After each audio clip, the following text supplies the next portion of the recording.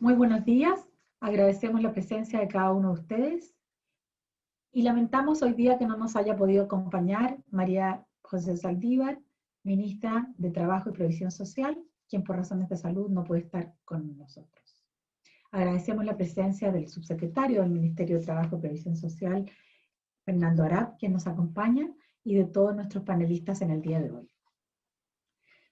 Todos hemos sido testigos del debacle del empleo en el mundo del trabajo, producido como una consecuencia de la pandemia. Ha habido pérdidas de puestos laborales en todo el mundo. Casi la mitad de la población activa mundial podría llegar a perder su fuente de trabajo. Y en Chile también los efectos han sido enormes. Por otra parte, también se vienen enormes transformaciones. El teletrabajo ha demostrado que es una forma posible de trabajar. Ha surgido una legislación al respecto y vemos hoy día cómo las empresas han destinado a sus colaboradores a trabajar de esta manera en la medida que es posible, siendo solamente el trabajo presencial aquello que es totalmente indispensable. Vemos también que las cifras de desempleo son muy grandes y que eso también ha sido aún más difícil en el sentido de que este estado de confinamiento se ha alargado más allá de lo que preveíamos en un primer momento. El gobierno ha tomado diversas medidas que vamos a comentar hoy día, siendo la más notable la Ley de Protección al Empleo, en la cual sabemos que muchas de las empresas de pacto no han suscrito, pues han evitado por todas las formas posibles las desvinculaciones, privilegiando sobre todo la retención de sus trabajadores en la medida de lo posible. Sabemos que esta prolongación del confinamiento, este panorama actual tan difícil, hace muy difícil el cumplimiento también de los objetivos de desarrollo sostenible. Justamente este encuentro se celebra en torno a el impacto de la pandemia en el cumplimiento de la Agenda 2030, para la cual quedan solamente 10 años. Y esta situación de pérdidas de empleo, de afectación a los puestos de trabajo, afecta sobre todo al ODS 8, pero también al ODS 10, que tiene que ver con las desigualdades, y al ODS 12, para que justamente el retorno a un medio seguro y protegido sea y a una reactivación sea sostenible. Hoy día quiero dejar con ustedes a nuestro panel. Nos acompaña Sonia Gotero, oficial de Asuntos Económicos de la Unidad de Estudios del Empleo de la División del Desarrollo Económico de la CEPAL. Gerhard Reinecke, especialista en políticas de empleo OIT. Fernando Arap, subsecretario del Ministerio del Trabajo y Previsión Social. Gonzalo Bustos, gerente de Asuntos Regulatorios de la Cámara Chilena de Construcción, rubro que se ha visto altamente afectado por la situación de pandemia. Y moderará el panel Luis Lizama, abogado socio en el estudio jurídico Lizama y compañía. Les presentamos ahora un video que hemos preparado para dar un contexto general en este tema. Le agradecemos también a nuestras empresas auspiciadoras y los invitamos a seguirnos en el hashtag Empleo y Recuperación Sostenible. Muchas gracias.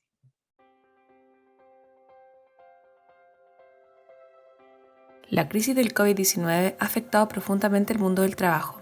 En lo inmediato, ha impactado fuertemente la salud y bienestar de los y las trabajadoras y sus familias, incluyendo pérdidas de vida. Aunque la gravedad inmediata es evidente, aún quedan por presentarse todas las repercusiones derivadas de la crisis económica generada por esta pandemia. De acuerdo con la OIT, estas se manifestarán de forma adversa principalmente en los niveles de desempleo y subempleo a escala mundial y en las condiciones de los empleos, particularmente lo referido a ingresos por el trabajo, así como la situación de pobreza de los trabajadores y las trabajadoras. En cuanto a los niveles de desempleo estimados, la OIT ha modelado el escenario más favorable y más desfavorable, estableciendo cifras de 5,3 millones o hasta 24,7 millones de personas que se queden sin trabajo en todo el mundo. Por otro lado, los trabajadores informales no pueden cumplir de forma eficaz con las medidas de contención y deben continuar dirimiéndose entre el contagio y la necesidad de contar con ingresos básicos. Por su parte, en Latinoamérica el panorama laboral se ha transformado radicalmente a causa de la pandemia mundial del COVID-19. La crisis económica llega a la región en un momento que ya llevaba un lento crecimiento. Si bien la región y el mundo han experimentado crisis fuertes, ninguna se asemeja a la actual debido a la profundidad y rapidez de esta. En materia económica, el problema fundamental de la pandemia radica en que la circulación de las personas y mercancías casi deja de existir o se reduce un mínimo. De este modo, las posibilidades económicas como las chilenas se reducen. En nuestro país, la crisis también ha pegado fuerte. El coronavirus ha llevado a la cesantía a niveles históricos. Según el INE, el desempleo entre mayo y julio subió de 13,1%, la cifra más alta de la última década. En 12 meses los ocupados cayeron en 20,6%, lo que equivale a 1,8 millones de puestos de trabajo se destruyeron.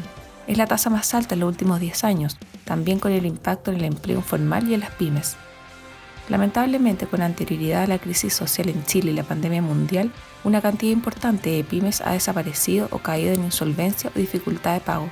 Según el Banco Central, esta crisis ha generado una contracción económica, cuya naturaleza es distinta a otros episodios de recesión económica. Por ello, es que la recuperación de la economía aún depende de una serie de factores y mecanismos.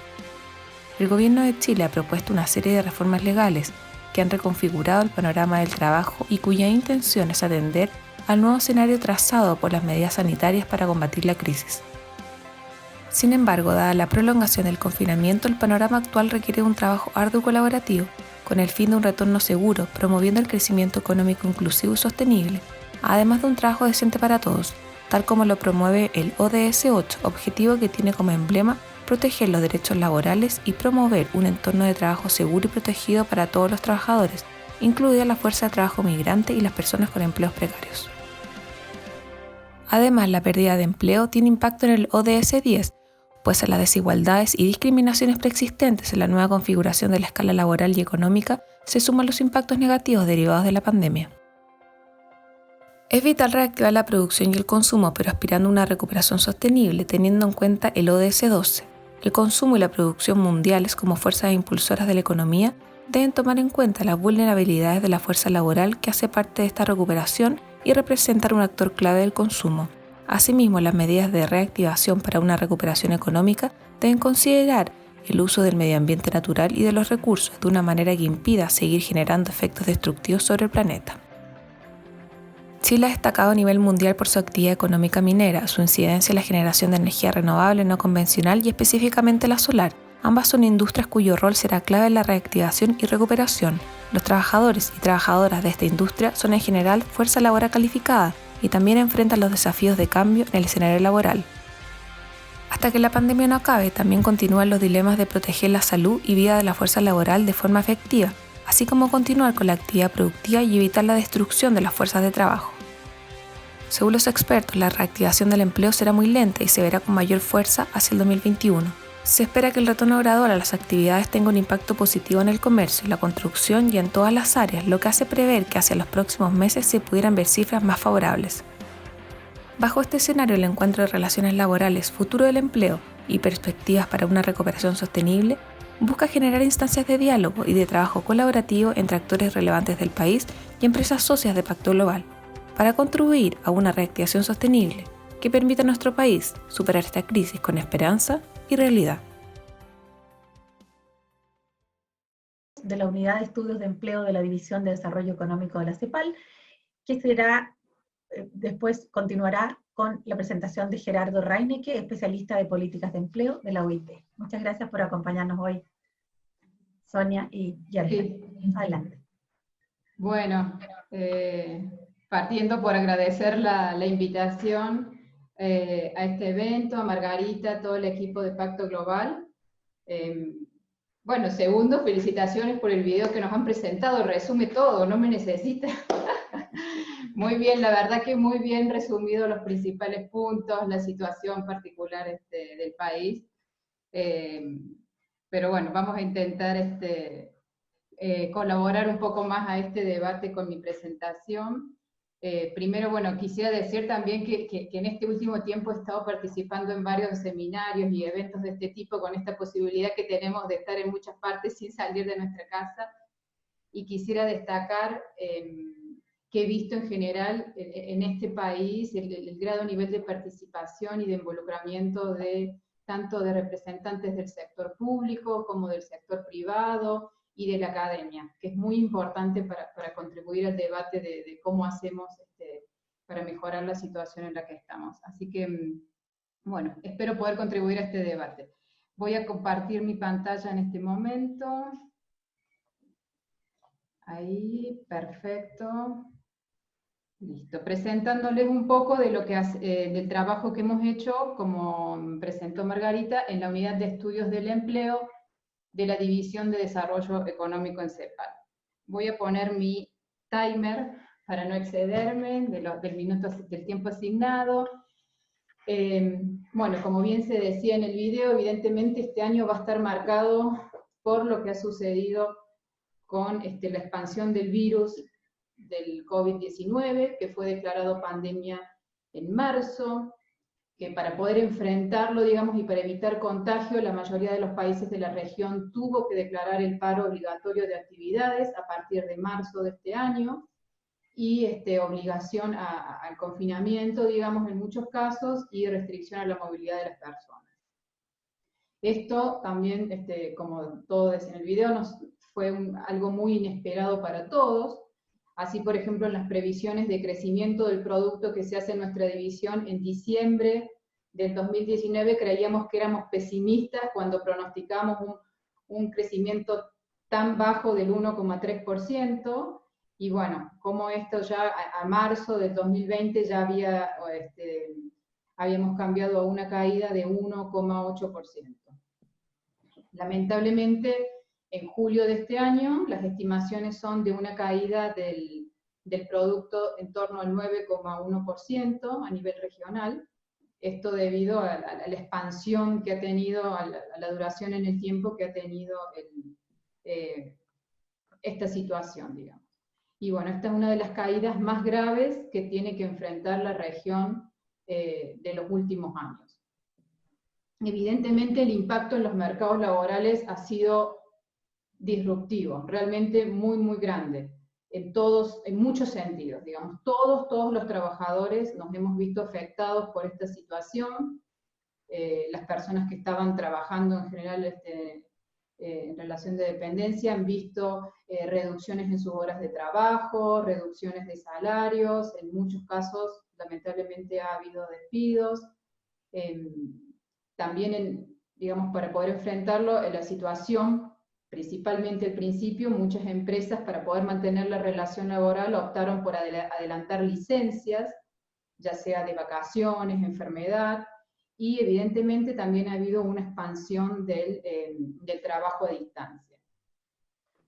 En general, todos los sectores de la economía se han visto afectados, todos, la mayoría, especialmente algunos sectores que justamente son muy intensivos en manos de obra, como el comercio, la manufactura, y muchos servicios relacionados con, por ejemplo, con el turismo, el entretenimiento, todo el tema de alojamiento y servicio de comidas. A su vez, dadas las características que ya tenían los mercados laborales regionales, esta crisis ha impactado particularmente en algunos grupos vulnerables, como son, también mencionados en el video, todos los trabajadores, por ejemplo, trabajadores informales. En este caso, muchos, ya sea no han podido salir a realizar sus tareas, su actividad productiva, muchos de ellos lo realizan en la vía pública, o en el caso de trabajadores informales dependientes, claro, al no tener contrato, evidentemente el costo de cortar esa relación laboral, es muy bajo. Y justamente son los trabajadores que en general tienen menores salarios, por lo tanto menores niveles de ahorro y capacidad para permanecer durante periodos muy prolongados sin ingresos. Entonces evidentemente ha sido un grupo particularmente afectado.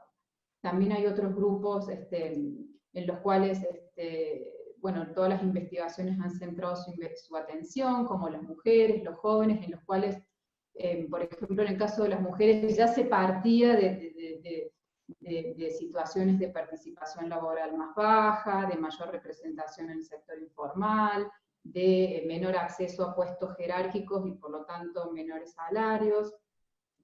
En muchos países de la región las mujeres en general son las que tienen mayor responsabilidad en temas de cuidado.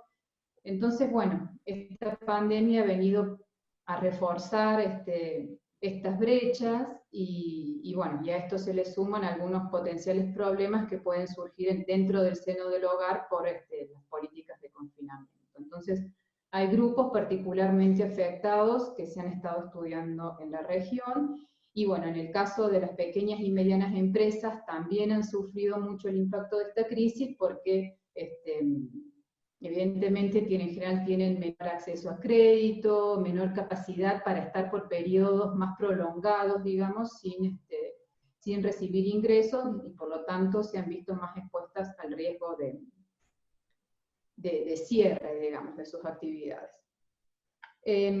Bueno, esta situación, este panorama en general, se ha reflejado en los principales indicadores que analizamos los economistas del mercado laboral, que son la tasa de ocupación, de participación y de desocupación. Acá vemos a nivel regional, para los países con información disponible hasta el día de hoy, se espera una caída de la tasa de ocupación de casi 10 puntos porcentuales. Es decir, es una de las más altas que tenemos desde que tenemos registro de estos datos. Una caída muy, muy importante, principalmente a partir del segundo trimestre del 2020. Esta contracción en la tasa de ocupación se ha visto acompañada de una contracción en la tasa de participación, de una dimensión muy similar. Esto ha sido porque mucha gente ha debido retirarse del mercado laboral, ya sea porque no pudo realizar sus actividades o porque quedó desempleada y consideró que no era el mejor momento para buscar empleo, ¿cierto? Entonces, por ahora lo que se ha visto ha sido un incremento de la tasa de desocupación un poco más moderada que la que habría que esperar con estas caídas de la tasa de ocupación tan grande. Es decir, hay menos presión por el lado de la oferta en el mercado laboral.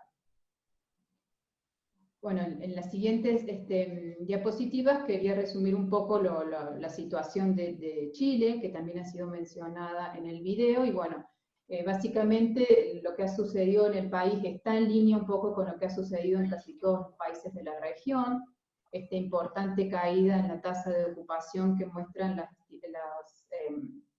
estadísticas del último trimestre móvil, que es mayo, junio, julio, del Instituto Nacional de Estadística, que es una caída del orden del 20,6% en términos anuales de la tasa de ocupación.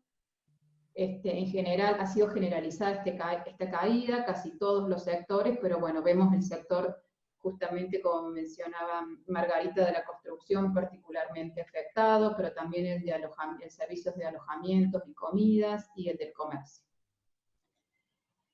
También hay evidencia, como se ha comentado, de la disminución de las horas trabajadas y de los ingresos de los trabajadores. Ha habido un aumento de lo que se conocen como los ocupados ausentes, es decir, personas que han podido mantener la relación laboral, afortunadamente, pero que no han concurrido a sus lugares de trabajo, que en este momento representan aproximadamente el 19% de los ocupados, un aumento muy importante con respecto a las cifras del año pasado. En general siempre hay ocupados ausentes, son personas que estaban de vacaciones o que tienen licencias de enfermedad, pero bueno, ha habido un aumento muy grande en este momento por las circunstancias que estamos pasando. Y bueno, la última información del INE nos permite ver que no solo no han podido desarrollar actividades productivas, sino que han visto una caída muy importante en sus ingresos. 58,2% declaró que ha visto sus ingresos reducidos, digamos, de los cuales un porcentaje importante dice que no tuvo ningún ingreso. 22% dice que tuvo menos de la mitad. Y lo que es interesante constatar también es que mismo entre los ocupados presentes, 28,2% dijeron que habían tenido reducciones en su salario. Es decir, se observa que la economía va a tener una caída bastante importante del poder adquisitivo de sus trabajadores. Aquí les quería resumir un poco el tema que también se mencionó de los cambios en las formas de trabajar. Esta información la tomé de una encuesta de empresas que realizó el CENSE, el Servicio Nacional de Capacitación y Empleo de aquí de Chile, con la Universidad Católica y la OTIC-SOFOFA. En general, para complementar toda esta información que nos dan los institutos de estadística, muchos países de la región han implementado estas encuestas empresas para ver cómo han reaccionado las empresas a estos periodos tan complicados, digamos. En general son encuestas no probabilísticas, no representativas de todo el universo, pero que sí nos permiten ver, guiar un poco en qué se ha hecho. Acá simplemente elegí dos gráficos de toda esta información, en la cual ya en abril se mostraba que 20% de las empresas encuestadas había dicho que se había visto la necesidad de desvincular personal, 35% había señalado que era factible el teletrabajo, pero vemos una importante, digamos, diferencia entre la factibilidad entre las grandes empresas y las pequeñas empresas, ¿verdad? Y en el segundo gráfico vemos otras medidas que han incorporado las empresas para adaptarse a esta situación. Afortunadamente vemos que la incorporación de medidas sanitarias ha sido una de las políticas más expandidas, pero también ha habido otras, como cancelar o paralizar inversiones, lamentablemente, y algunas otras políticas que también han sido mencionadas en muchas encuestas en otros países, que es un poco el tema de la reconversión digital, si se quiere decir, que es el tema de incorporar o potenciar canales para ventas en línea, o por ejemplo introducir servicios de despacho. Y muchos países muchas empresas han mencionado la necesidad de reconvertir, digamos, de cambiar el producto o servicio que ofrecen. Toda esta información la hemos compilado y posiblemente la vamos a poder compartir con ustedes en el próximo informe CEPAL-OIT que estaría saliendo en octubre de este año. En unas palabras más para terminar, en cuanto al teletrabajo, también la CEPAL ha producido un documento con estimaciones a nivel regional. Vemos que en Chile se estima que aproximadamente el 26% de las ocupaciones son teletrabajables, más o menos un porcentaje coherente con otras estimaciones que he visto de la universidad. Vemos que no está mal en términos de la región, con respecto a su capacidad para poder desarrollar esta metodología de trabajo. Sin embargo, tiene sus beneficios y sus lados un poco que también tenemos que tener en cuenta, y que es que en general quienes pueden teletrabajar, y bueno, en general son aquellas personas en empleos mejores pagos, en general. Por eso vemos que en los quintiles de mayores ingresos la probabilidad de teletrabajo es realmente abrumadoramente mucho más grande que en personas de quintiles de ingresos más bajos. Y bueno, para terminar un poco, y a pedido de Margarita, era mi reflexión sobre el impacto en los objetivos de desarrollo sostenible.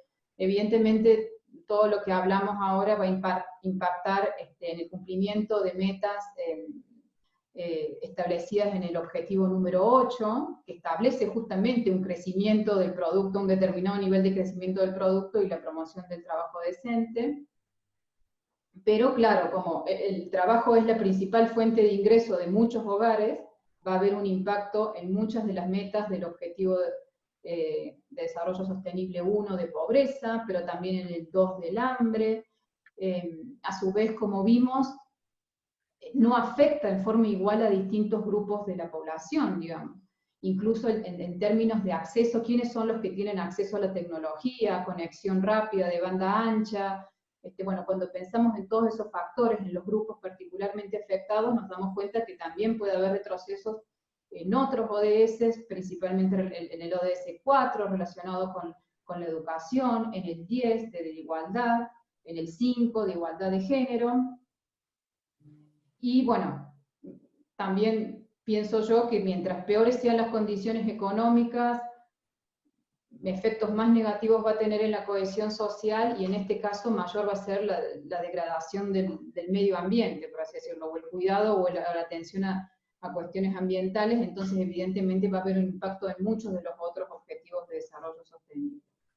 Es decir, como ustedes bien saben, estos objetivos están muy relacionados entre sí. Entonces, realmente el impacto en uno impacta en todos. Bueno, muy bien estado con el tiempo según mis cálculos. Quería terminar simplemente con eso. Les dejo dos enlaces ahí que después, cuando a lo mejor si se comparte la presentación, pueden verificar. El segundo es sobre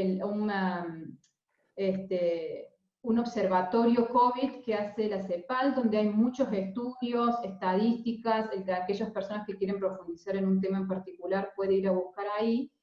Y el segundo es de la Agenda 2030, en el cual, a ver, quiero ver si lo puedo compartir con ustedes. Aquí, si lo están viendo, en el cual hay muchísima información para los que quieran profundizar en este tema. En la sección de estadísticas, el monitoreo estadístico regional, aquí hay una compilación de estadísticas muy, muy importantes que realiza la División de Estadísticas de CEPAL, en el cual pueden descargar las estadísticas por meta, por indicador, por objetivo, para su país, compararlo a nivel regional, y bueno, todos los datos se pueden descargar en Excel, bueno, de acuerdo a las necesidades de sus investigaciones.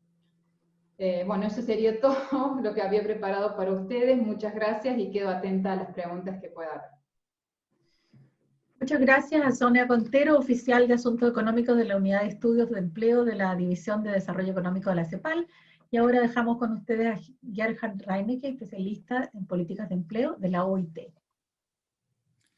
Bueno, muchas gracias por la invitación. Felicitaciones también por el video y la presentación de Sonia. Yo creo que dejaron el diagnóstico súper claro. Mi presentación va a ser un poco complementaria, va a ser menos chilena, más de América Latina, como una visión de las respuestas de política. Surgió con un trabajo conjunto con CEPAL, que terminamos en mayo, la presenté varias veces, y allá cuando me senté a actualizar la presentación me di cuenta que me hubiese gustado tener mucha más necesidad de actualización, porque como ya también se dijo, el progreso de la salida de esta crisis ha sido bastante más lenta de lo que hubiésemos querido, y por lo tanto, en cuanto a las políticas, también la experiencia, por ejemplo, experiencia exitosa de vuelta a los lugares de trabajo ha sido, hay menos material de lo que hubiésemos pensado a esta altura en septiembre. De todas formas, también yo creo que lo que se va a ver es que lo que se ha hecho en Chile está bastante en línea con lo que se ha hecho en otros países. La bala mágica ahí lamentablemente no existe. Se han atacado los distintos frentes. Obviamente a nivel de país siempre es legítimo que hay un debate político bastante fuerte, de distintas visiones, pero si lo vemos a una perspectiva de pájaro, a un poco más de distancia, vemos que lo que se ha hecho en Chile está bastante en línea de lo que se ha hecho en otros países. Bueno, esto en realidad ya yo creo que está bastante establecido con la presentación anterior, los efectos, y por lo tanto, como punto de partida, la necesidad de respuestas de política, y que también esas respuestas de política en América Latina se han dado en un contexto un poco más complejo que para la crisis internacional financiera del año 2009 en cuanto a la disponibilidad de fondos fiscales. La situación fiscal en muchos países estaba más frágil ahora a la entrada a la crisis de lo que ha sido el caso en 2008-2009. Y sigue habiendo en la región muchos otros factores que limitan las respuestas de política, que son hay algunas limitaciones por la informalidad en el empleo, es decir, no todos los empleos están cubiertos por los instrumentos formales que se pueden usar, algunas limitaciones en sus estadísticas, un fenómeno migratorio muy potente, muy fuerte, con un grupo importante de personas, donde hay que cuidar de cómo estas personas van a poder tener acceso a ciertos beneficios que les permiten sobrevivir a esta crisis. Así todo, yo creo que lo que ha hecho la región ha sido bastante innovador en muchos sentidos, y yo creo que a pesar de lo penoso que es esta crisis y las vidas que ha cobrado y el empoderamiento de condición de vida para muchas personas, también es una oportunidad para algunas innovaciones que pueden ser permanentes, tanto en el perfeccionamiento de los sistemas de política de empleo y de protección social, como también el uso de registros administrativos del análisis para el monitoreo y la evaluación de las políticas públicas.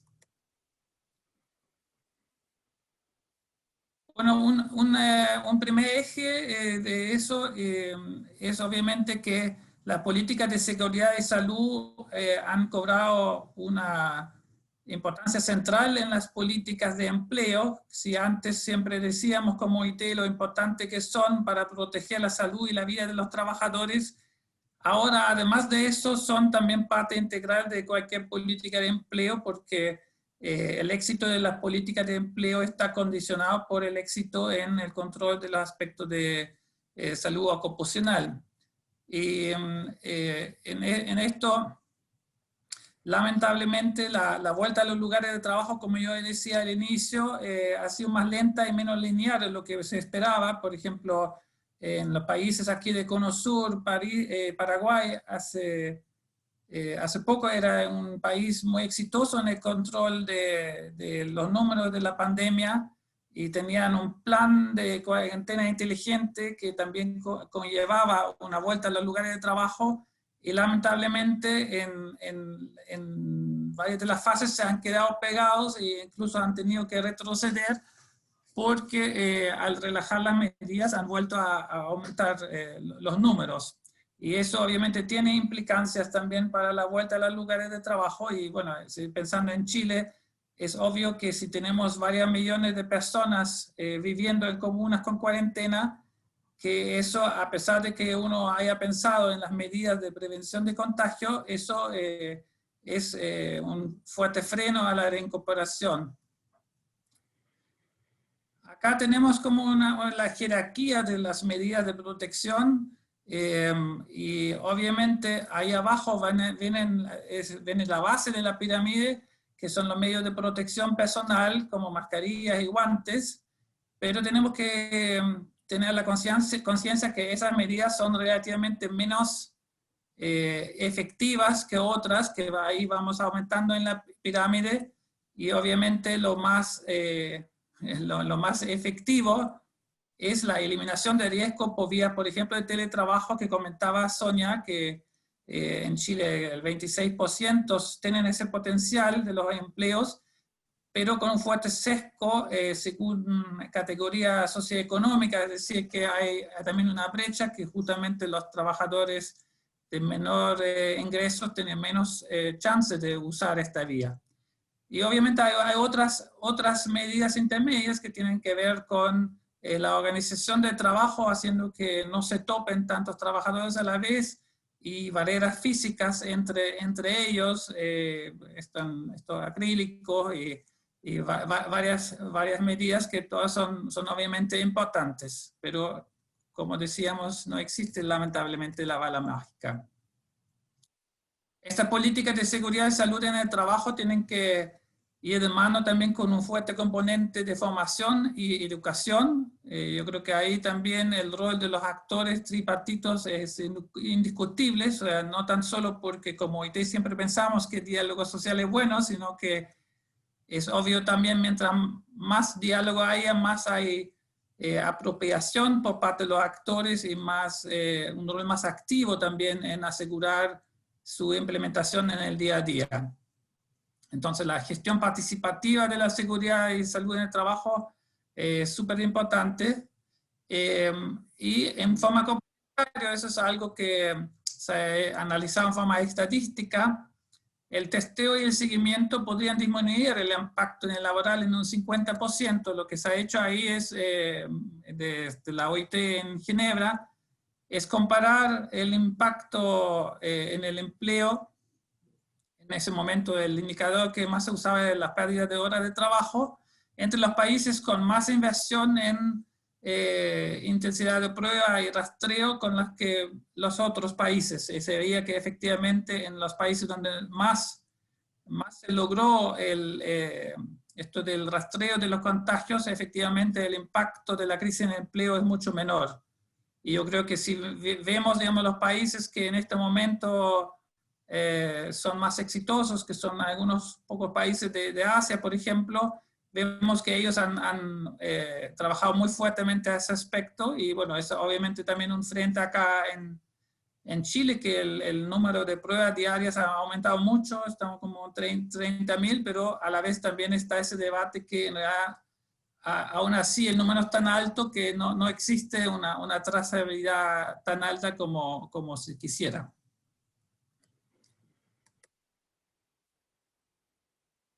Como ejemplo de lo que yo decía de la importancia del diálogo social en estos temas, siempre menciono este ejemplo que es uno de los más tempranos en Uruguay, donde habiendo un panorama relativamente favorable de los contagios y estando en la industria de la construcción, que es una donde es relativamente más fácil que en otras de separar físicamente a los trabajadores, evitar que estén juntos y menos que estén juntos, digamos, en espacios cerrados.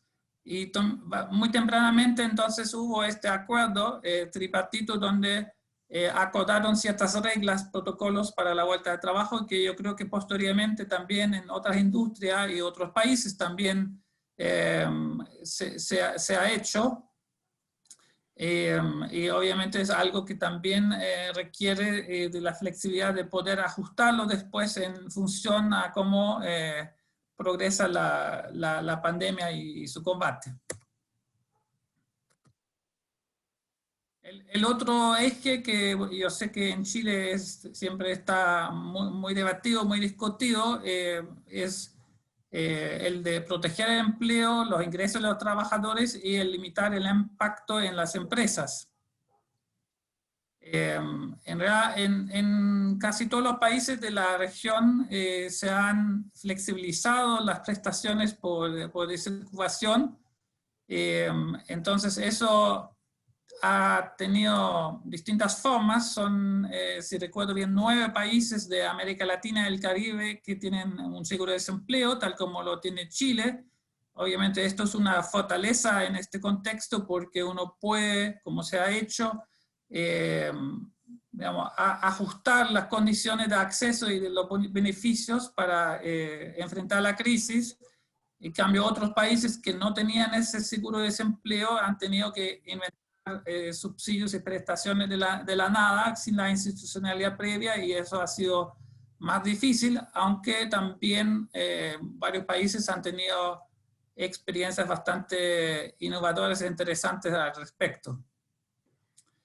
También, al igual que en Chile, como la magnitud de la crisis es tan grande, aún teniendo un seguro de desempleo, no son los fondos acumulados, ahorrados de los fondos del seguro de desempleo que dan abasto para esta protección necesaria, sino que ha habido en todos los casos un fuerte financiamiento estatal.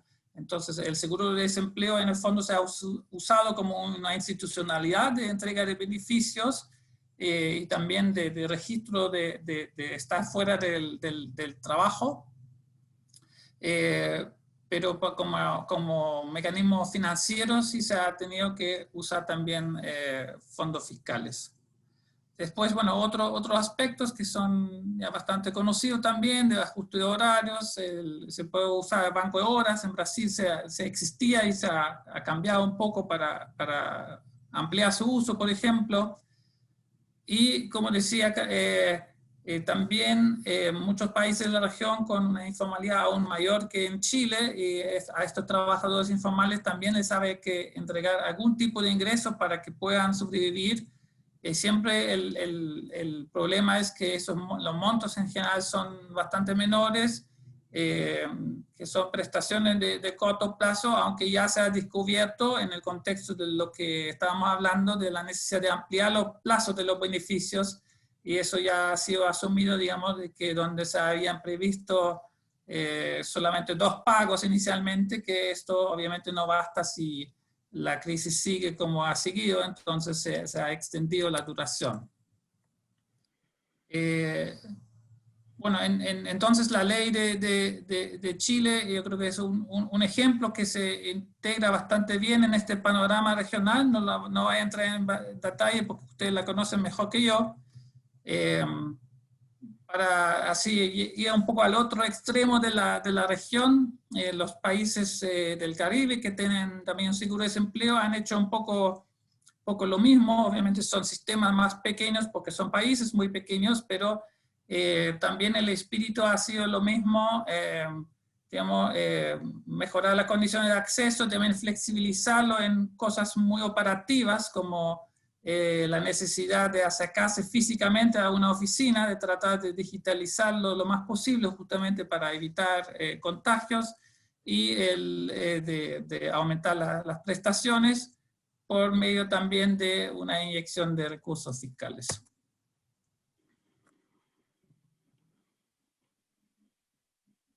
Bueno, esta segunda ronda de políticas, como no estamos saliendo tan rápido como quisiéramos, yo creo que exige de nuevo una mirada a los grupos más vulnerables, las que están mencionadas ahí. Yo creo que en especial también, la verdad que lo que me preocupa son los migrantes, porque al no tener todo, sobre todo como hay muchas personas que no tienen toda la documentación completa, entonces el acceso a beneficios es especialmente complicado, pero sin embargo son personas que en muchos casos viven meses y años viviendo en su país de destino, entonces de alguna forma hay que asegurar también que puedan sobrevivir la crisis. En general, las innovaciones que mencioné en los sistemas de protección social, yo creo que ahí también es importante una reflexión justamente en el contexto de lo que dijo Sonia al final de su presentación de los objetivos de desarrollo, de qué se puede hacer para que esas innovaciones también nos sirvan para mejoras permanentes y para que saliendo de la crisis el retorno a un acercamiento a las metas sea más rápido. Bueno, ya estoy como acercándome al final de la presentación. Los aprendizajes, claramente, como decía, las políticas de seguridad y salud en trabajo como un pilar central de las políticas de empleo. La posibilidad de generar espacios para innovaciones, que creo que hay que aprovechar. También ahí la CEPAL ha vuelto a lanzar el debate por un ingreso básico, entonces que se puede entender obviamente dentro del marco también del concepto del piso de protección social que tenemos en la OIT. También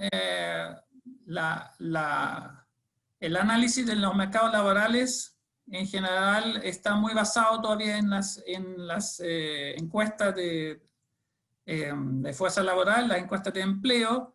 En esta situación se ha visto que hay como una interrupción en la disponibilidad de esos datos y bueno, ahora ya Sonia pudo ahora presentar datos para el segundo trimestre, pero en el momento cuando empezó el impacto de la crisis no había nada de datos de la encuesta de empleo todavía. También hubo una interrupción de levantamiento en los datos en muchos países y casi en todas partes se ha cambiado del levantamiento presencial al levantamiento telefónico y eso tiene implicancias metodológicas. Entonces también a largo plazo puede haber algunos temas de comparabilidad de la serie. Por lo tanto, yo creo que es muy importante tener los registros administrativos como una fuente complementaria. En Paraguay, que es un país donde trabajo mucho, que es un país bastante débil todavía en su desarrollo institucional, pero han logrado muy rápidamente tener los datos de sus pensiones como casi al día, como una fuente que permitía un poco saber cuántas son las subpensiones, en qué sectores están, en qué regiones están, y eso lo hicieron un poco ad hoc, no es todavía un sistema permanente, y eso pasa también en otros países de que en la crisis se han superado para rápidamente poder sacar conclusiones con mucho esfuerzo, pero sería obviamente mejor tener un sistema más permanente establecido.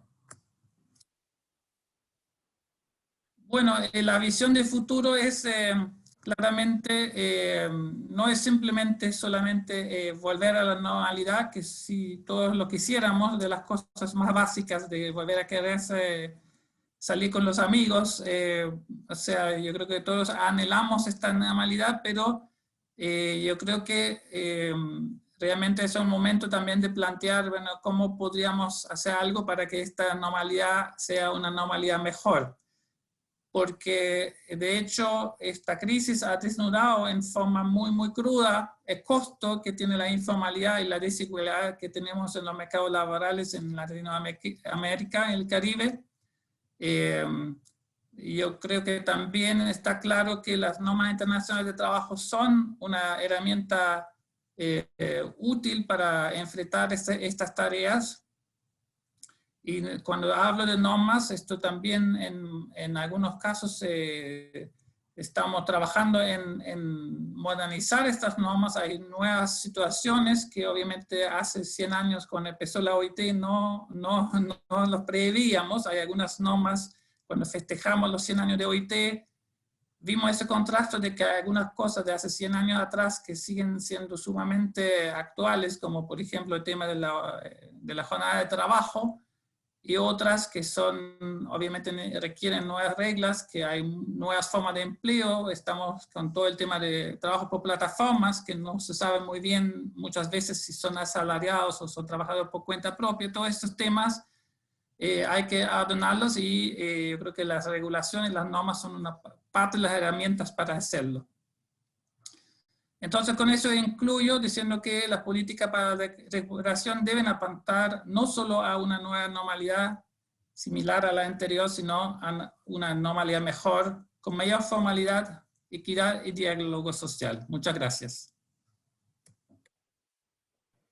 Muchas gracias, Gerhard. Y ahora entonces les invitamos al panel. Tendremos en el panel entonces a Sonia, Gerhard, Fernando, subsecretario del Ministerio de Trabajo y Previsión Social, Gonzalo Bustos, gerente de Asuntos Regulatorios de la Cámara Chilena de la Construcción, moderado por Luis Lizama, abogado socio en el estudio jurídico Lizama y compañía. Adelante, Luis.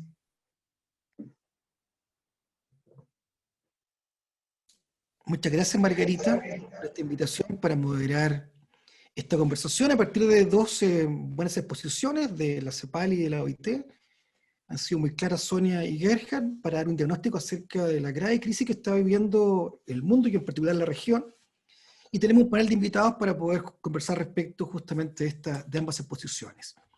Yo partiría por lo siguiente. Hoy día en la mañana se ha hecho pública la encuesta longitudinal de la Universidad Católica, que comenzó a efectuar estudios del mes de mayo de este año, con ocasión justamente de la crisis sanitaria de la COVID-19 y está referida al mercado de trabajo en Chile.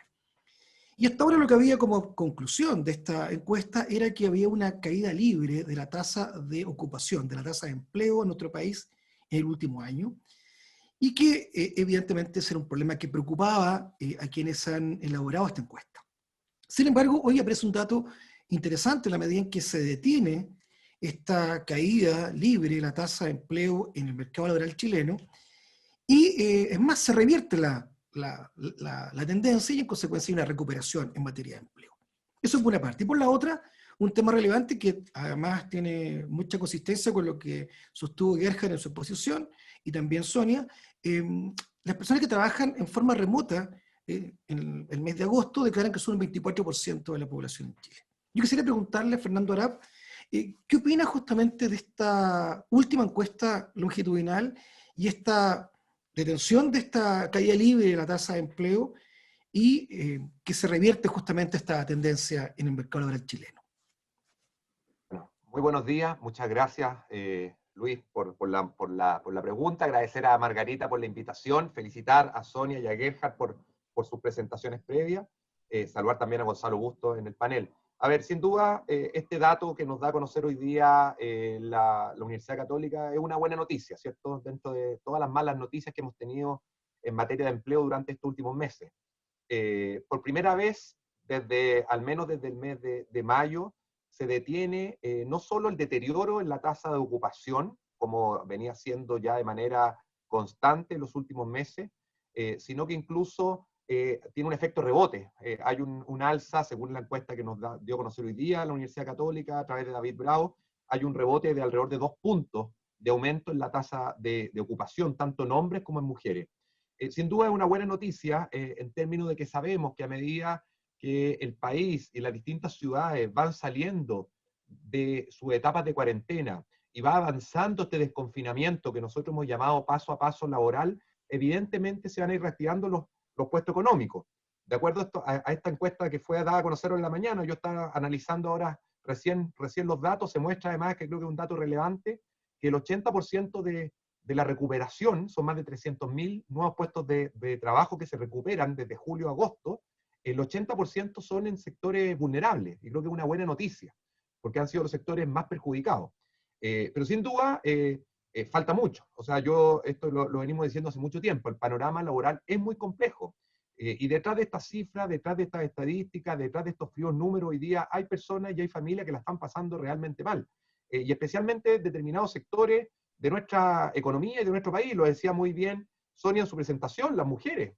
El mercado laboral femenino, en 5 meses de pandemia hemos retrocedido lo que habíamos avanzado 10 años en tasa de participación laboral femenina, que es un tema que yo sé que a Margarita también le interesa muchísimo. Y razones hay múltiples. Sonia esgrimía o esbozaba algunas teorías, hipótesis en su presentación, yo las comparto. El tema, por ejemplo, de la corresponsabilidad. En Chile tenemos una ausencia de corresponsabilidad. Las labores domésticas, las labores de cuidado, las hemos traspasado históricamente de cargo a las mujeres. Hoy día el 96% de las personas que en nuestro país no trabaja remuneradamente por razones familiares permanentes son mujeres. Según esta misma encuesta de la Universidad Católica, pero del mes anterior, la de este mes no la he alcanzado a revisar en detalle, la del mes anterior, las mujeres utilizaban en promedio 9 horas más que los hombres en labores domésticas y de cuidado. Y en el tema del teletrabajo, que es un tremendo tema, sobre el cual me imagino que vamos a conversar también durante este panel, cuando se le preguntaba a hombres y mujeres cuál es el principal obstáculo que han tenido para teletrabajar, para las mujeres eran sin duda las labores domésticas y las labores de cuidado. Pero cuando esa misma pregunta se le hacía a los padres, hombres, el principal obstáculo que tenían en el teletrabajo era la conexión a Internet. Y eso muestra el divorcio que tenemos en materia de corresponsabilidad. Por lo tanto, para responder derechamente a la pregunta, Luis, y no alargarme, creo que es una buena noticia. Evidentemente falta mucho camino por recorrer. La pérdida de empleo que hemos tenido ha sido brutal, prácticamente 2 millones de puestos de trabajo en el último año. Y si bien tenemos esta pequeña alza en el mes de agosto, que esperamos que comience, ¿cierto?, a ser una tendencia, ojalá en los meses siguientes, va a depender mucho, obviamente, del comportamiento sanitario. Si logramos ir saliendo de cuarentena y avanzando en proceso de desconfinamiento, vamos a poder volver a la actividad laboral, y ahí lo vamos a conversar seguramente con Gonzalo Busto. El tema de la construcción es un temazo. Yo estuve en Temuco el jueves pasado visitando obras de construcción, y los trabajadores lo que más sentían en el periodo de cuarentena era que no podían trabajar. Por lo tanto, el panorama laboral y económico va a depender mucho del panorama sanitario. Y por eso que es tan importante el autocuidado y es tan importante cuidarnos. Y nos fue una buena noticia, por ejemplo, ayer que conocimos que 10 comunas retrocedían, ¿cierto?, a estados de cuarentena, y por lo tanto creo que tenemos que seguir avanzando en esta materia que es tan relevante. Gracias, Fernando. Bueno, tú nos has dejado una tarea y que se la vamos ahora a preguntar a Gonzalo Bustos, porque la encuesta longitudinal también señala que una de las industrias en las cuales ha habido una recuperación de los puestos de trabajo es la construcción. Entonces, Gonzalo, la pregunta nuestra es cómo se explica justamente que en el mes de agosto tengamos una recuperación de la actividad de la construcción, y qué ha hecho la industria para justamente permitir que algunas actividades que estaban suspendidas producto de la pandemia hayan vuelto al trabajo, y si es que eso ha sido con acuerdo de los trabajadores y de los sindicatos, en la idea justamente que se planteaba de buscar diálogo tripartito, Estado, empleadores y trabajadores, para poder llegar a buen puerto esta suerte como de la vuelta a la normalidad. Gonzalo, por favor. Hola, Luis. Buenos días. Muchas gracias por la oportunidad de participar en este panel. Felicitar a los expositores por sus presentaciones. Y, a ver, respondiendo a la pregunta... Gonzalo, te escuchamos súper bajo. No sé si soy yo o... Ahí me escuchan un poco mejor, ¿o no? Sí, ahí está mejor. No se escucha casi. Hay que ponerse así. Tengo problema con el micrófono. A ver, sin el micrófono. Ahí, saca el manos libre. Sí, lo saqué. Ahí está un poco mejor, ¿o no? Sí. Un poquito, sí. A ver, bueno, me dicen ustedes, voy a tratar de hablar alto. A ver, lo que ha venido pasando tiene que ver efectivamente con el plan paso a paso que señalaba el subsecretario.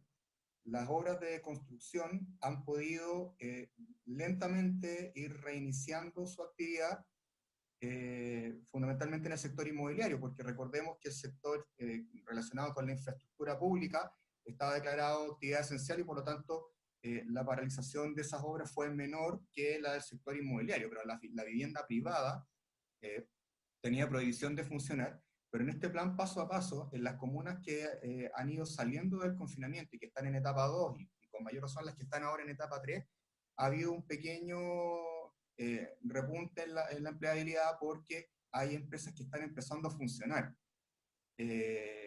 A ver, es un plan que viene, como señalaba Luis en la pregunta, que viene un poco como consecuencia de un acuerdo que hay entre el gremio de la construcción, los trabajadores y el gobierno, en el sentido de que la construcción, por las características que se señalaban en la presentación de Gerhard, que es normalmente se da en espacios abiertos, donde es más fácil tener un distanciamiento trabajadores, tal vez sea un poco una industria que puede ir mostrando la pauta de la reactivación.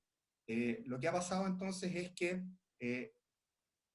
desde el gremio fuimos construyendo lo que nosotros llamamos el protocolo de seguridad en la construcción, que hoy día es un documento básico, porque si no se adhiere, si las empresas no adhieren al protocolo de la construcción, no pueden trabajar, no van a ser autorizadas para trabajar.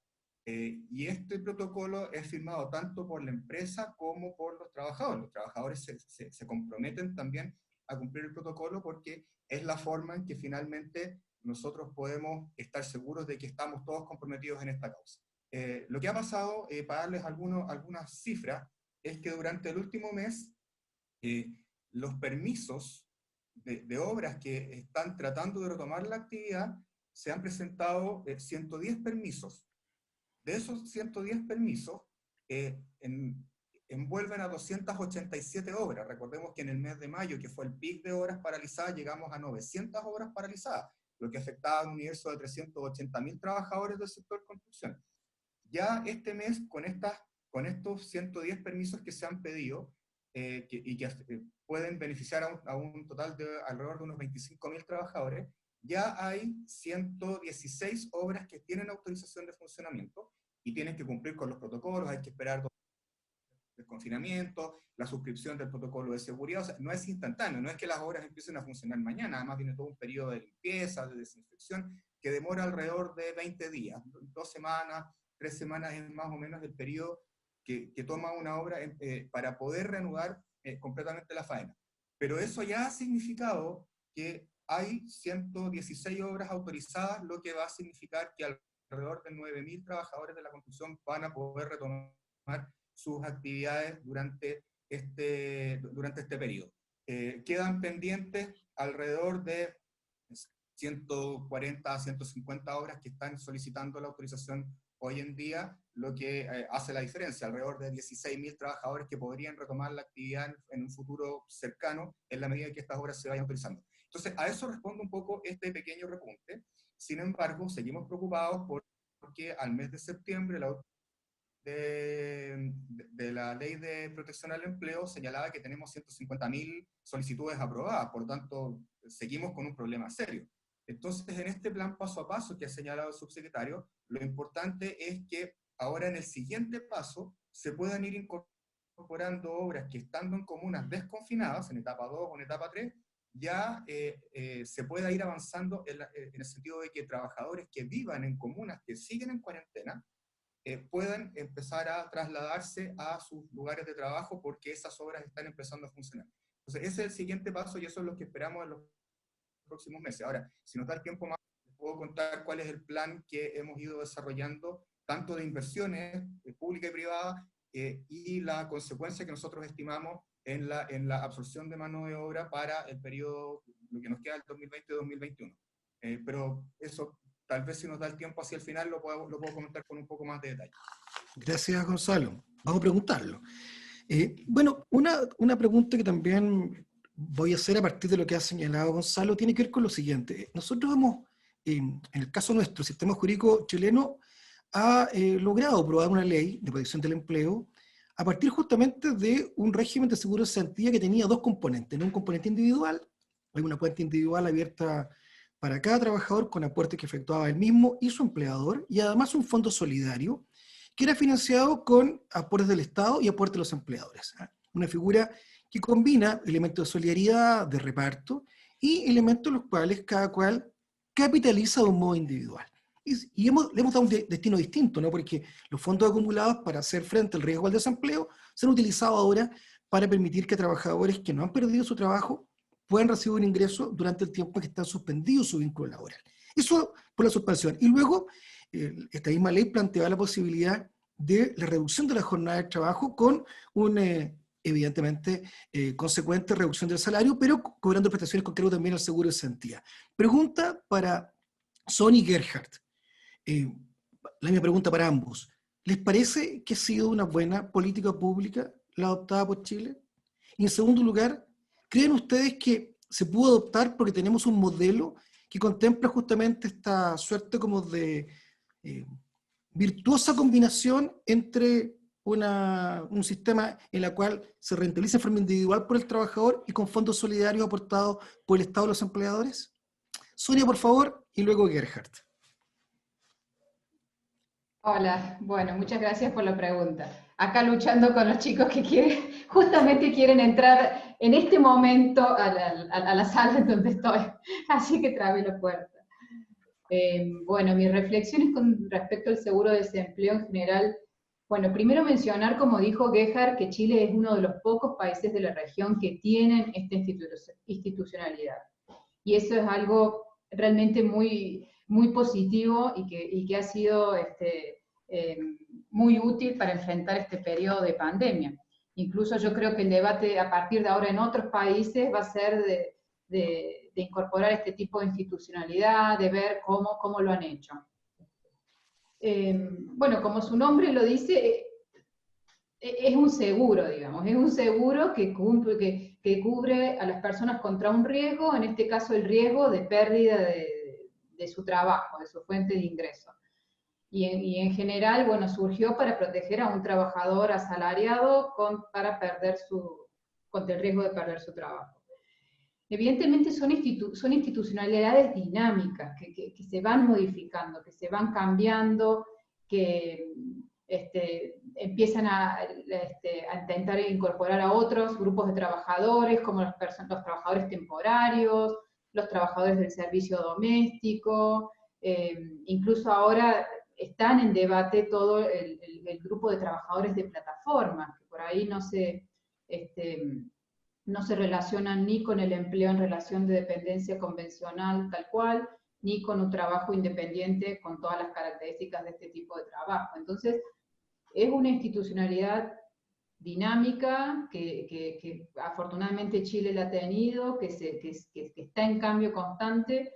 Yo creo que sí, bueno, puede ser el momento de debatir como sociedad qué cosas funcionan del régimen y qué aspectos podrían mejorarse para justamente cubrirnos y cubrir a más trabajadores contra un riesgo como en este caso tan grave de pérdida total y prolongada, digamos, por mucho tiempo de sus ingresos.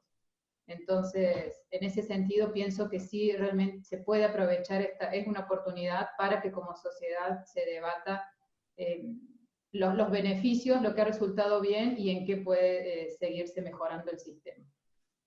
Gracias, Sonia. Gerhard, tu tiempo. Sí, gracias por la pregunta, Luis.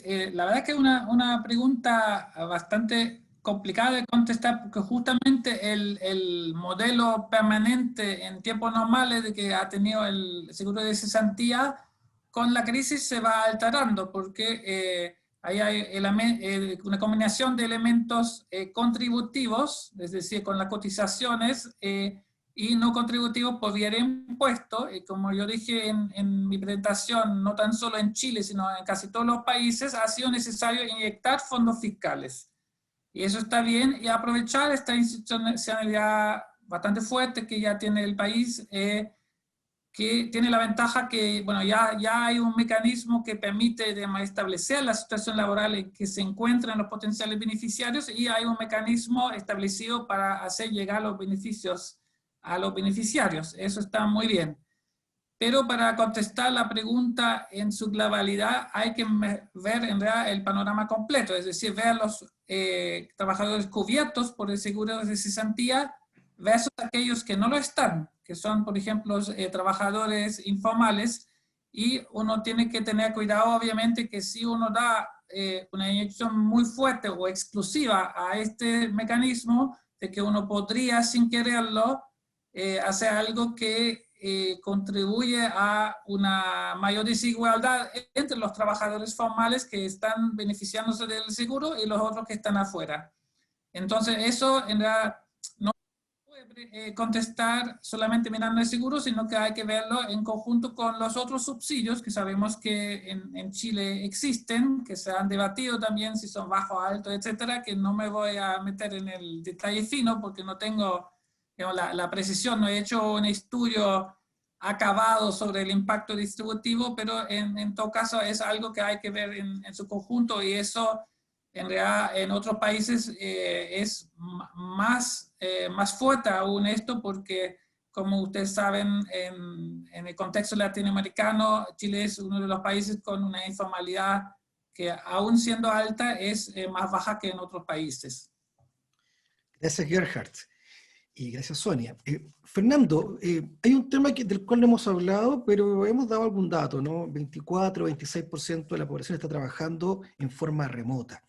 Pero la verdad es que se aprobó una ley que también, me imagino, estamos muy orgullosos de ella, ¿no? Se alcanza con un acuerdo bien importante en el Congreso Nacional a fines del mes de marzo, que es la ley del trabajo a distancia y teletrabajo.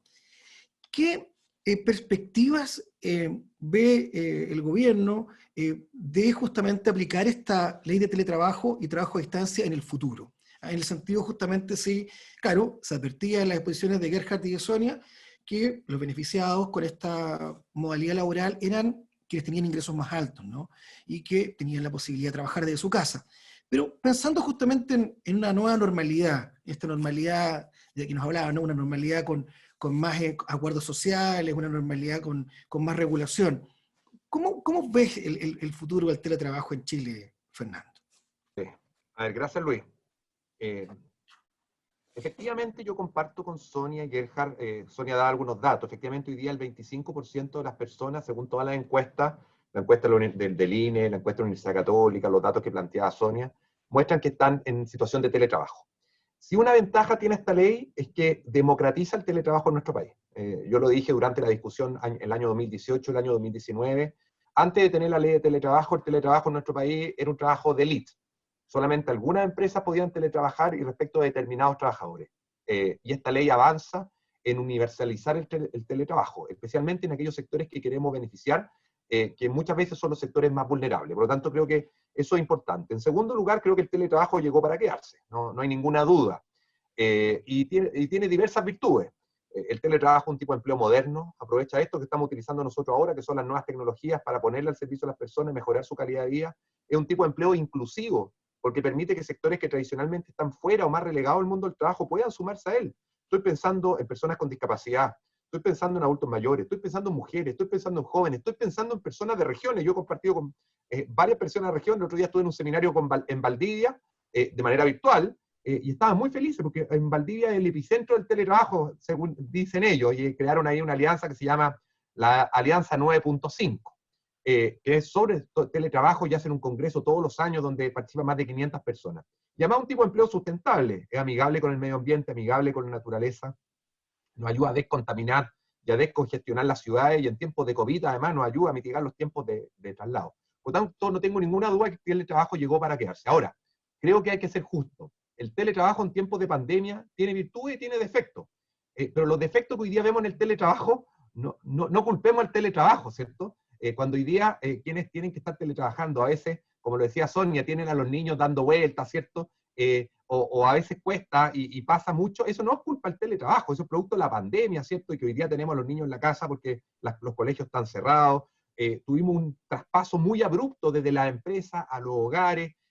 Falta todavía el tema cultural que tenemos que irlo creando, y que el tema cultural, ustedes saben, no se hace el cambio cultural en 1 o 2 meses, y por lo tanto tenemos que hacer este paso. Ahora, hoy día tenemos una ley de teletrabajo. Yo voy a estar en algunos minutos más exponiendo la ley de teletrabajo en Chile ante la OEA, ante la Organización de Estado Americano, en representación del Ministerio del Trabajo. Estoy de ministro subrogante hoy día por la ausencia de la ministra. Voy a estar exponiendo desde la ley de teletrabajo porque efectivamente nos han preguntado de muchos países por nuestra ley. Y creo que es una buena ley, creo que tenemos que defender nuestra ley, y además una ley que se hizo en conjunto con las organizaciones, participó la OIT por lo pronto, y agradecer a través de Gerhard a la OIT, que participó tanto en la Cámara de Diputados como en el Senado. Introdujimos derechos bastante inéditos. El derecho de desconexión es un derecho inédito. Somos el segundo país de Latinoamérica que lo establece. Y ya existen otros países con buena utilización, y por tanto, creo que el teletrabajo llegó para quedarse. Creo que además de la ley es importante el cambio cultural. Cuando hoy día tenemos personas que señalan que están trabajando más que lo que trabajaban antes, eso no es problema de la ley establece límites claros de jornada, establece un derecho de conexión. Lo que pasa es que tenemos que ir haciendo el cambio, tenemos que ir además enseñándole a los empleadores que existe el límite a la jornada de trabajo, que al trabajador no se le puede tener las 24 horas del día, los 7 días de la semana, o lo mismo las denuncias que hemos recibido, que se están investigando, por ejemplo, de que el empleador le traspasa los costos del teletrabajo al trabajador. La ley es bastante clara, los costos del teletrabajo son costos del empleador. Y si eso hoy día algunos empleadores no lo están cumpliendo, no es porque la ley no lo consagre, es porque hoy día no se está ejerciendo ese derecho, y ahí es importante el tema de la fiscalización, entendiendo que estamos en una situación compleja en tiempos de pandemia, es todo más difícil, cuesta fiscalizar, los trabajadores muchas veces no se atreven a denunciar, pero no tengo ninguna duda que post pandemia el teletrabajo nos va a mostrar su mejor cara, y que hoy día ha sido una herramienta importante para proteger empleo en tiempos de pandemia, con las virtudes y los defectos que puede tener, y obviamente todo es perfectible, y la propia ley de teletrabajo señala que al año de aplicación tiene que hacerse una evaluación de la misma para ver qué cosas se pueden mejorar. Gracias, Fernando. Bueno, en el caso de la construcción no se puede teletrabajar, ahí es trabajo presencial.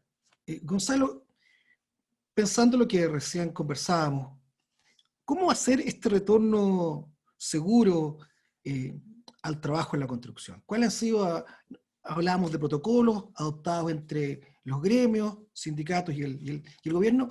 ¿Cómo se contempla efectivamente una suerte como de paso a paso para la vuelta al trabajo en la construcción? A ver, yo creo que esa es la gran pregunta.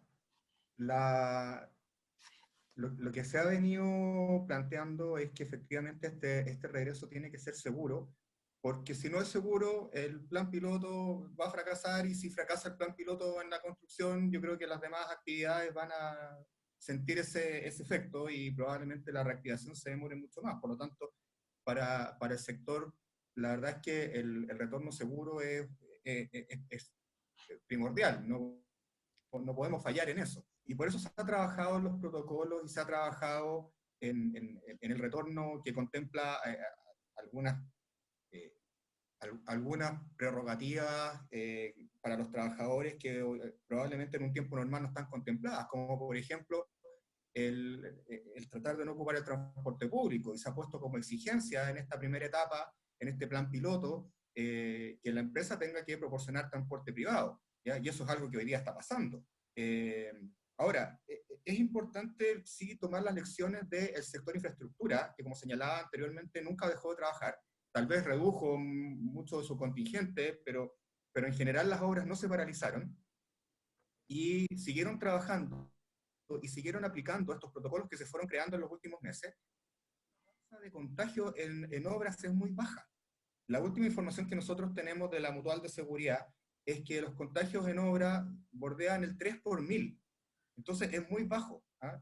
La verdad es que ha sido un mejor de lo que nosotros mismos esperábamos, y eso demuestra que los protocolos bien utilizados, que incluyen, tal como lo describió Gerhard en la presentación, incluyen desde el transporte público prácticamente no se ocupa, mucho transporte privado, llegar a la empresa y están todas las condiciones de higiene, de sanitización, lavado de manos, uso de mascarilla, por nombrar solo algunas. Y eso en las obras de infraestructura que siguieron funcionando durante todo este periodo ha demostrado que vamos por un buen camino. Ahora, como señalaba, sí, ahora con la reapertura de las obras de de vivienda, a la hora de inmobiliaria privada. Si esto no nos funciona, vamos a haber fracasado, y la verdad es que el plan piloto va a llegar hasta ahí, y probablemente tengamos un retroceso importante. Por lo tanto, no tenemos ningún margen para fracasar en esto. Y lo que estamos proponiendo y que se está haciendo con el gobierno y con los trabajadores es que este plan va a ser de alguna manera monitoreado desde la Cámara de la Construcción, y por lo tanto, como lo señalé antes, uno de los requisitos es que las empresas sean socias de la Cámara o no. Para poder pedir autorización para funcionar, tienen que adscribir al protocolo de seguridad de la Cámara. Y los permisos se están entregando a través de la Cámara.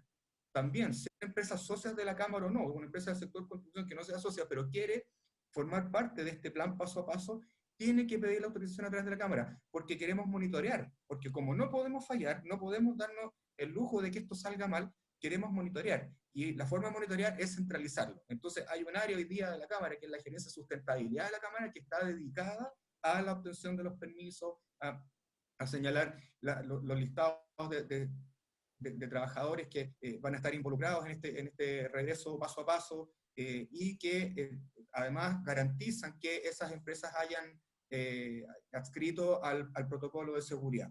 Y de esa manera ir monitoreando cómo va la evolución y tratar de que, obviamente, la cifra de contagios en obra, que ha sido muy bajita y que esperamos que siga así, no se nos dispare, y si se nos empieza a disparar, poder monitorearla para tomar en el minuto oportuno. Entonces, creo que por ahí va este regreso, que no va a ser rápido, que va a ser bien paulatino, pero que eso nos va a permitir ir monitoreando, y que efectivamente mantengamos las tasas, ojalá a nivel cero, pero si no es posible, lo más bajas posible. Ok. Gracias, Gonzalo. Sonia, pensando básicamente en post-pandemia, ¿qué medidas recomendarías adoptar a nuestro gobierno para poder estimular la inversión y producir empleo? Bueno, qué pregunta. Qué pregunta pequeña. Bueno, mi reflexión en este sentido es que yo pienso, bueno, el mundo del trabajo no va a ser igual. No va a ser igual, no vamos a volver a lo mismo, por lo menos no en el corto plazo. Y como sociedad tampoco seremos los mismos, digamos. Creo que el cambio ha sido el golpe ha sido tan disruptivo, digamos, que incluso desde Naciones Unidas se utiliza mucho el término de reconstruir y reconstruir mejor. ¿Y cómo sería eso? Reconstruir sobre bases más sólidas. Entonces, bueno, escucho por ahí varios eslogans, entre las cosas que uno recibe en los medios de comunicación, es el tema de aprovechar este momento de crisis para hacer cambio. Y bueno, en realidad cada uno de nosotros lo puede pensar desde donde estamos, de nuestro punto de vista, cómo colaborar para reconstruir mejor, para repensar en lo que hicimos y ver qué podemos mejorar, digamos. Si yo tuviera que elegir, esto se puede hacer de muchas formas, digo, bueno, pienso en, no sé, en tres áreas en las que a lo mejor habría que focalizar la inversión, digo, 3 desde el punto de vista de las empresas y 3 desde el gobierno, si tuviese que elegir. Y digo, bueno, por el lado de las empresas, y como lo ha recalcado Gerhard y como lo ha recalcado Gonzalo, punto 1 diría la inversión en seguridad, en crear ambientes de trabajo seguros, en ver cómo hacer este retorno seguro para todos, seguros tanto para las personas, los trabajadores que lo van a hacer en forma física, como para los trabajadores de forma remota, digamos. Entonces, inversión para crear buenas condiciones laborales en ambos casos. Segundo, diría inversión para el lado de la empresa, inversión en capacitación. Todos estos nuevos modelos de negocio evidentemente necesitan capacitación de los trabajadores y de los líderes que gestionan a los trabajadores. Los otros días estaba en un seminario también de la Universidad Pacífico del Perú, y ahí había muchos representantes del sector privado, y ellos señalaban la importancia de formar a los líderes para hacer productivos estos nuevos equipos de trabajo, cómo enseñar cómo trabajar a distancia, cómo evaluar a los trabajadores. Bueno, entonces todas estas inversiones en capacitación. Y el último aspecto que diría del lado de las empresas sería inversiones en innovación, digamos, en innovación. Buscar nuevos modelos de negocio, nuevas alianzas, sector público, sector privado, quizás empresas grandes con pequeñas, bueno, inversión, o sea, para el lado empresario, inversión en capacitación, entonces, en seguridad y en innovación. Y por el lado del sector público, digamos, también si tuviese que elegir tres, también diría el tema de la capacitación y las políticas activas del mercado del trabajo, y con un enfoque sectorial, digamos, con un enfoque basado en las necesidades del mercado laboral y qué va a necesitar este mundo post-pandemia. Yo sé que el Servicio Nacional de Empleo realiza un esfuerzo muy importante en levantar encuestas de las necesidades de los sectores productivos, la ENADEL. Sé que el sector de la construcción ha participado en esta encuesta. Es muy importante que las empresas respondan estas encuestas porque es lo que permite a los economistas tener pruebas para tomar decisiones. Entonces, utilizar esos instrumentos para diseñar políticas activas del mercado laboral. Otra gran área del sector público de inversión es toda la inversión en proyectos sostenibles y generadores de empleo, por supuesto, y ahí está toda el área de inversión en energías renovables, construcción sostenible, infraestructura, todo lo que sea tratamiento de residuos, bueno, todo esos tipos de inversiones, digamos.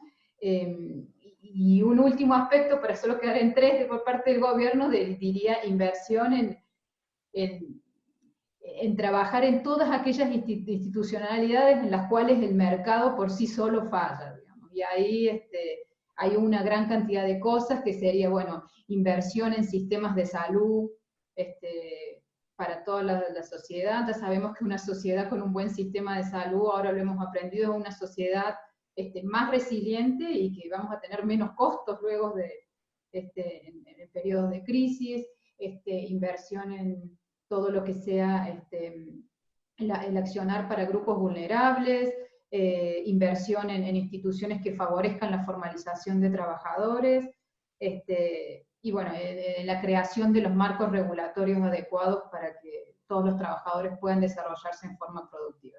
Entonces, esas serían las tres elecciones que haría por cada una de las dos partes. Gracias, Sonia. No era fácil la pregunta. No. Para seguir en la misma sintonía, pensando en recuperación de empleo, algunos han planteado flexibilidad laboral, protección social. ¿Cuál sería el equilibrio adecuado, no? Flexibilizar la legislación laboral, introduciendo contratos atípicos, quizás con mayor precariedad, y eso unido con protección social, quizás un seguro de desempleo más amplio, cobertura al informal. ¿Cómo ves esa combinación entre flexibilidad y protección social? Flexibilidad para... Es para Gerhard la pregunta. Perdón. Era para Gerhard la pregunta, sí. Gerhard. Bueno, yo creo que el problema con el concepto de la flexibilidad es que tiene como una fuerte carga, como está como visto como algo sumamente positivo por unos y como algo sumamente negativo por otros. Y espero que no sientan que le haga el quite a responder, si lo pongo en un plano un poquito más general filosófico, que uno flexibiliza o pone movibles algunas variables para mantener fijas otras. O sea, por ejemplo, la idea es poder estabilizar el nivel de empleo si tengo más flexibilidad en el horario de trabajo, en los salarios, otras condiciones.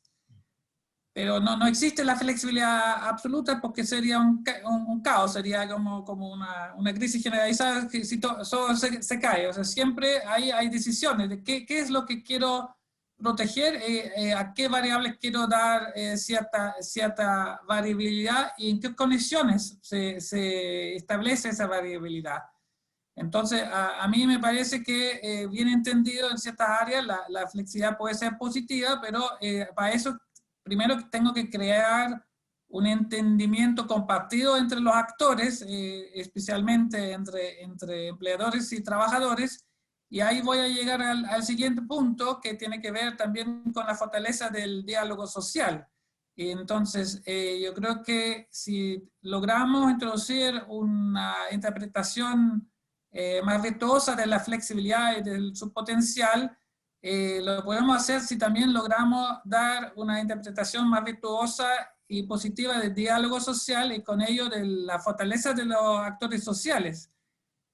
Por ejemplo, algunas de las cosas que Gonzalo contaba, la participación de los trabajadores, a mí me pareció súper interesante porque era un poco lo que yo había presentado como algo muy inicial, muy resumido de Uruguay, pero ya más actualizado en mucho más detalle de cómo trabajan en la construcción y cómo eso requiere el entendimiento entre los actores. Y yo creo que en Chile uno de los frenos, sobre todo también en otros sectores donde quizás el mundo laboral está aún más atomizado, es de, bueno, cuando quiero hablar con los trabajadores, ¿con quién hablo?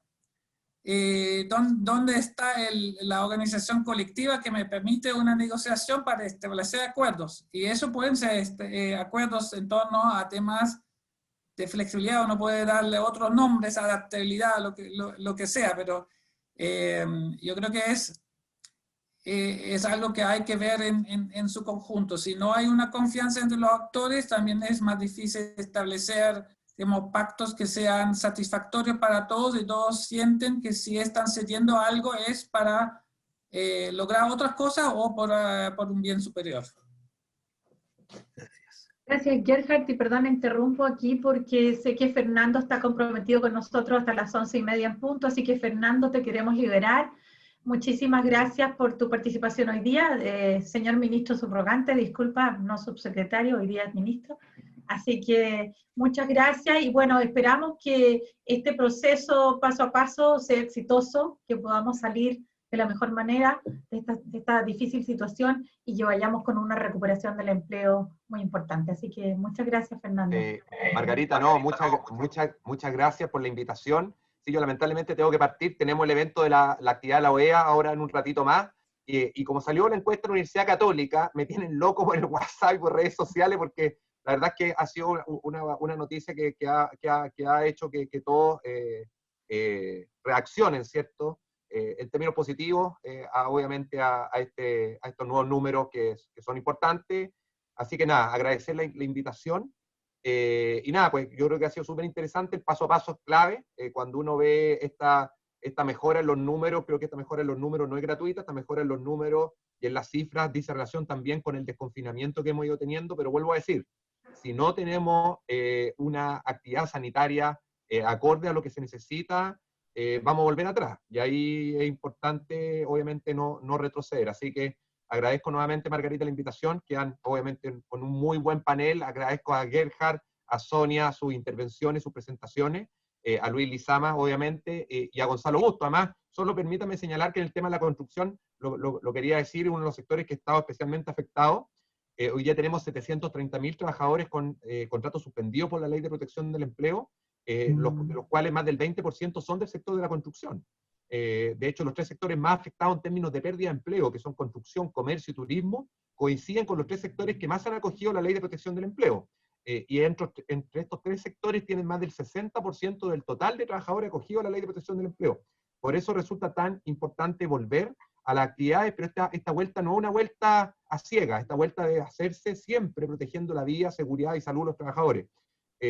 Porque son los que más, obviamente, quieren volver. Yo, como les comentaba, estuve el jueves y viernes pasado en Temuco, fui a un par de horas a la construcción, y los trabajadores me decían, pero que lo único que querían era volver a trabajar, pero evidentemente tienen que volver con condiciones sanitarias adecuadas, porque de lo contrario ponemos en riesgo la vida, seguridad y salud de las personas. Yo sé que ahí la Cámara Chilena de la Construcción ha hecho un esfuerzo importante por ir generando determinados protocolos para este retorno seguro a las actividades. Así que eso, yo me despido y hasta una próxima oportunidad. Un abrazo. Muchas gracias, Fernando. Muchas gracias. Adelante, Luis. Sí, tenemos una pregunta del público. Una, lamentablemente, era para Fernando Arap, que tenía que ver con el registro electrónico de documentos laborales. Así que vamos a omitirla. No es falta de cariño. Y hay otra sí que tiene que ver justamente con una pregunta al panel. ¿Cómo evalúan el funcionamiento de los pactos de reducción de jornada de trabajo? ¿Creen que la Dirección del Trabajo y la AFC estaban preparadas y contaban con los recursos para enfrentar esta tarea? Para quien quiera responder esta pregunta referida a una evaluación de cómo han funcionado los pactos de reducción de jornada laboral y la capacidad que tenía tanto la AFC como la Dirección del Trabajo para hacerse cargo de esta tarea, ¿no? Que era la del registro de los pactos y luego el pago de las prestaciones. Pregunta abierta. Gonzalo. ¿Parto yo? Sí, por favor, Gonzalo, sí. Sí. A ver, nosotros la verdad es que la ley en la parte de la reducción de jornadas se ocupa bien poco en el sector construcción, porque como las faenas quedaron suspendidas, la verdad es que el uso fue más bien por la vía de la suspensión, derechamente, y no por la reducción, aunque excepcionalmente en algunas obras se pudo, obras esenciales, fundamentalmente la pública, que siguieron funcionando a lo mejor con un número reducido de horas, sí se pudo haber ocupado excepcionalmente, pero fundamentalmente se ocupó el pacto de suspensión. Y ahí la experiencia en un comienzo fue bien caótica. El primer mes claramente la AFC no contaba con los mecanismos tecnológicos y con los procesos internos para hacerse cargo de pagar 700.000 prestaciones en un mes, y por lo tanto sí se provocó un caos bien importante. A mí en la Cámara me llegaban listas de empresas con listados de trabajadores y me decían, cumple con todos los requisitos de cotizaciones, cumple con todo lo que señala la ley, pero la AFC me lo rechaza. Entonces al final yo me terminé transformando en una especie de intermediario entre las empresas y la AFC, y la verdad es que mi impresión es que esto se fue resolviendo con el tiempo, ¿no? La AFC fue generando protocolos internos, fue generando procedimientos para primero poder hacer los registros, después dar la baja a los registros, y muchas empresas, nos pasó que empresas que entraron y salieron de cuarentena varias veces tuvieron que registrar, dar de baja, volver a registrar, y ese proceso se fue normalizando y se fue naturalizando con el paso del tiempo. Entonces mi impresión es que hoy día está funcionando con relativa normalidad, pero también creo que a pesar de los problemas que hubo en los meses de abril, mayo, hoy día yo creo que hay que felicitar a la AFC por la capacidad que tuvo de reaccionar y de hacerse cargo de este monstruo que de un día para otro le dijeron, usted se hace cargo. Y ellos no estaban para hacerse cargo, no era para lo que estaban funcionando. Entonces creo que hay que destacar la capacidad de reacción, y en general es la capacidad de reacción de todo el sistema, si no solo de la AFC. Todo el sistema, hemos ido aprendiendo aquí. Ninguno de nosotros era experto en pandemia, entonces todos tuvimos que ir aprendiendo y creo que ellos hicieron su parte. Es la sensación que al menos tengo yo personalmente por el hecho de haber estado intermediando estos problemas y respuestas con la AFC y las empresas constructoras. Gracias, Gonzalo. Sonia, Gerhard, ¿quieren agregar algo sobre esta pregunta? La verdad que el conocimiento en detalle de Gonzalo yo no podía llegar ni cerca, así que yo prefiero dejarlo ahí. Gracias. Okay. Sonia, ¿quieres opinar sobre esto? Ahí está, perdón. Sí, igual que Gerhard, claro, yo no tengo el conocimiento de cómo ha funcionado el sistema en forma real, digamos. Mis análisis siempre son un poco más globales y bueno, claro, como mostré, la reducción de jornadas laborales ha sido una herramienta muy válida para poder mantener las relaciones la relación laboral y que todas esas personas no pasen a estar fuera del mercado laboral o desocupados, digamos, en cuyo caso la caída en la ocupación hubiera sido aún mucho más marcada. Entonces, en ese sentido es positivo. Sin embargo, también hay que pensar que todas esas personas que están trabajando menos de lo que deberían, en realidad están produciendo menos de lo que deberían para la economía. Entonces, evidentemente hay que volver a poner la máquina en marcha para poder salir a flote, con las economías resurjan y para el beneficio de todos, digamos. O sea que como herramienta de disminución, para poder mantener la relación laboral realmente muy válido, y repito nuevamente, muy buena la posibilidad de Chile de haber tenido la institucionalidad de poder hacerlo. Eso es muy positivo de destacar. Por supuesto que, claro, en el mundo real siempre va a haber cosas que puedan mejorarse, y sobre todo en este caso que fue todo tan sorpresivo, digamos, para nuestras sociedades. Así que eso podría agregar. Gracias, Sonia. Bien, pues Quizás para dejar tranquilo a Gonzalo, yo creo que uno de los países donde con más potencia se ha usado este tema, ese tipo de esquema, ha sido Alemania. Han sido millones de personas en reducción de horaria, donde una parte de la pérdida de ingresos justamente es compensado por los fondos de seguro de desempleo, y aún en Alemania, a esa escala, muchísimos problemas, o sea, hasta problemas de fraude que se han detectado, que si uno lo ve en el conjunto de los millones de casos, es un porcentaje bajo, pero como estamos hablando siempre de números grandes, sí son problemas que no se puede desconocer. Bien, pues yo creo que estamos en la hora, ha sido un espléndido conversatorio, agradecer a los panelistas, a Sonia, Gerhard, Gonzalo, Fernando Arap.